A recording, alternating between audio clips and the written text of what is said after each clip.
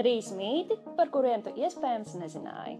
Mīts – teļiem nevajag ūdeni, ja tie dzer pienu. Lai gan teļi saņem šķidrumu jau no piena, tomēr ūdens ir vitāli svarīgs jau no pirmās dzīves nedēļas. Tas palīdz attīstīt labu gremošanas sistēmu un nodrošina arī labu veselību. Mīts – piena aizstājēji ir sliktāki par īstu govs pienu. Patiesībā kvalitīvu piena aizvietotāji var nodrošināt sabalansētu uzturu un vienmērīgu augšanu, un dažkārt pat labāk nekā govs piens, jo samazina slimību izplatīšanās risku.